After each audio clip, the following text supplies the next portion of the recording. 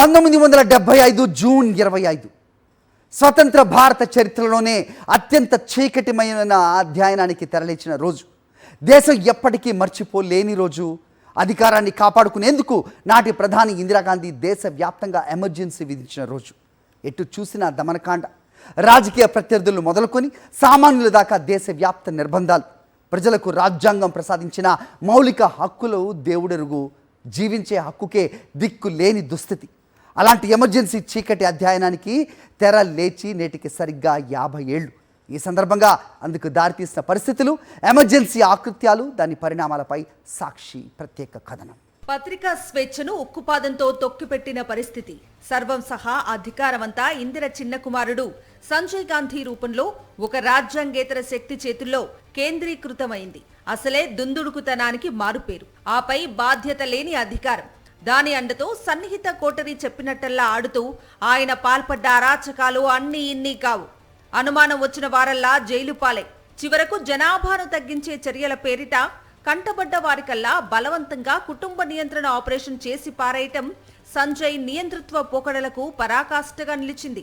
దేశమే ఒక జైలుగా మారి 21 నెలల పాటు అక్షరాల హాహాకారాలు చేసింది.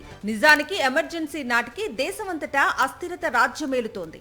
ఇందిరకు వ్యతిరేకంగా లోక్ నాయక్ జయప్రకాష్ నారాయణ్ తదితరుల సారథ్యంలో విపక్షాలు ఏకమవుతూ వస్తున్నాయి.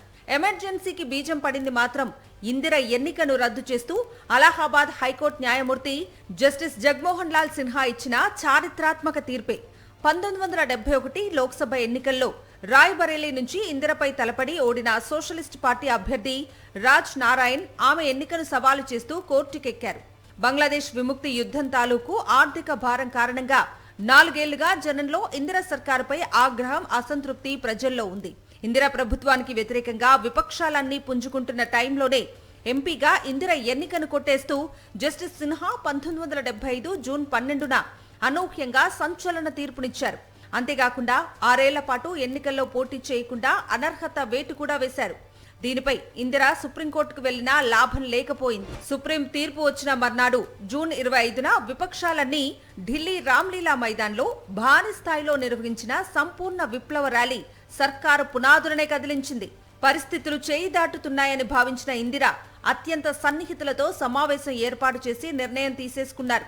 అంతర్గత భద్రతకు ముప్పు పొంచి ఉన్నందున దేశమంతటా ఎమర్జెన్సీ విధించాలంటూ ఆ అర్ధరాత్రే అప్పటి రాష్ట్రపతి ఫక్రుద్దీన్ అలీ అహ్మద్ కు సిఫార్సు చేయటం, క్షణాల మీద ఆయన ఆమోదముద్ర వేయటం చకచకా జరిగిపోయాయి.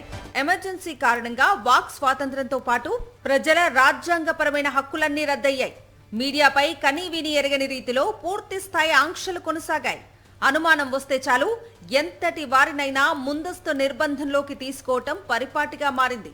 జేపీతో పాటు Atal Bihari Vajpayee, LK Advani, Madhu Dandavate, Nanaji Deshmukh, Prakash Singh Badal, Karunanidhi, George Fernandes, Prakash Karat తదితర విపక్ష నేతలందరినీ నిర్బంధించి జైలు పాలు చేశారు. ఎమర్జెన్సీ ఎత్తేశాక 1977 జనవరి 20న లోక్సభను రద్దు చేశారు. తర్వాత జరిగిన లోక్సభ ఎన్నికల్లో కాంగ్రెస్ తొలిసారి ఓటమి పాలైంది. ఇందిరతో పాటు ఆమె తనయుడు సంజయ్ కూడా ఓటమి చవిచూశారు. 21 నెలల పాటు అత్యంత భయానక ఎమర్జెన్సీ చీకటి రోజులను గడిపారు ఆనాటి దేశ ప్రజలు.